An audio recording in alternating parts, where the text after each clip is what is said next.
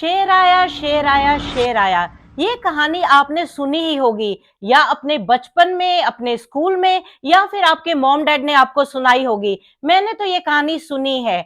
इस कहानी का मतलब ये है कि हमें झूठ नहीं बोलना चाहिए, और खास करके वो झूठ जिससे सोसाइटी पे गंदा असर पड़े।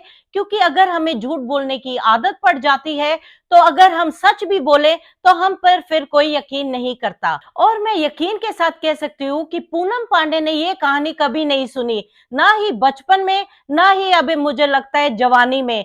क्योंकि ये आज की बात नहीं है, ये शुरू से ही बहुत ड्रामे करती है और गंदे पब्लिसिटी गिमिक्स करती है ताकि न्यूज में रह सके। रिसेंटली एक न्यूज आई थी उसके इंस्टा पे कि पूनम पांडे की डेथ हो गई है सर्वाइकल कैंसर से, जो कि हम सबके लिए बहुत शॉकिंग थी।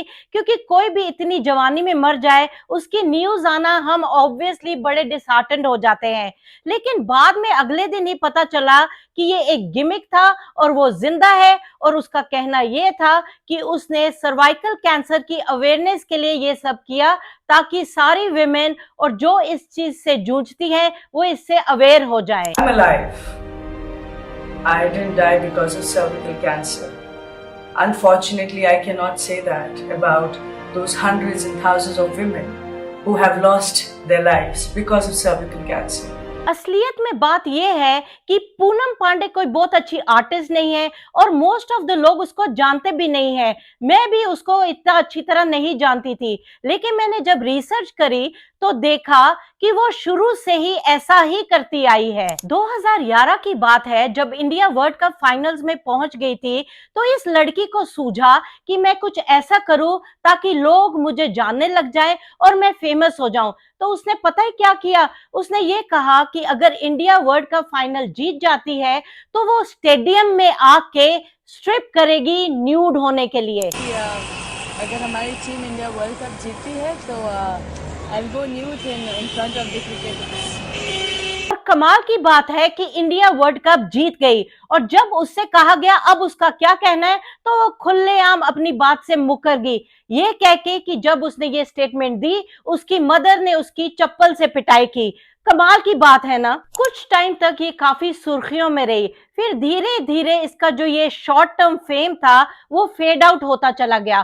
फिर इसने एक और खेल खेला, राज कुंद्रा के खिलाफ एक स्टेटमेंट दी, एक वीडियो रिकॉर्डिंग भेजी। उस वीडियो में इसने कहा कि राज कुंद्रा ने इनको एक धमकी दी थी कि अगर वो उसका कॉन्ट्रैक्ट साइन नहीं करती है तो वो उसकी प्राइवेट वीडियोस लीक कर देंगे। और कुछ दिनों बाद राज कुंद्रा ने एक स्टेटमेंट दी जिसमें लिखा था पूनम पांडे का फोन नंबर, और उसके साथ ही एक लिखी हुई थी स्टेटमेंट कि call me now, I will strip for you. तो ये बार बार कुछ ना कुछ ऐसा करती रहती है, झूठ बोलती रहती है और स्टंट्स करते रहती है ताकि न्यूज में रहे और पब्लिसिटी लेती रहे। लेकिन इस बार जो इसने किया है, सर्वाइकल कैंसर एक बहुत ही सीरियस मुद्दा है और इस पे हमारी गवर्नमेंट भी बहुत ज्यादा ध्यान दे रही है।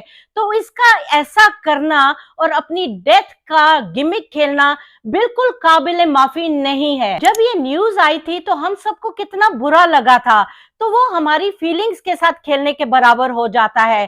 तो इसीलिए मैं कहना चाहती हूँ कि इसको ये सीखना चाहिए कि झूठ बोलना बहुत गलत है, खास करके जब ऑडियंसेस की फीलिंग्स का सवाल हो। मैं बस इतना ही कहना चाहती हूँ, पब्लिसिटी भी वही अच्छी जो लोगों को भी भाए और उससे कुछ हासिल हो। शॉर्ट टर्म फेम के लिए ये सब करने की क्या जरूरत। मुद्दा क्योंकि सर्वाइकल कैंसर का था, तो ये वीडियो बनानी मैंने जरूरी समझी। हमें इस चीज को सीरियसली लेना चाहिए, और मार्केट में इसकी वैक्सीनेशन है, हर लड़की को ये वैक्सीनेशन जरूर करानी चाहिए।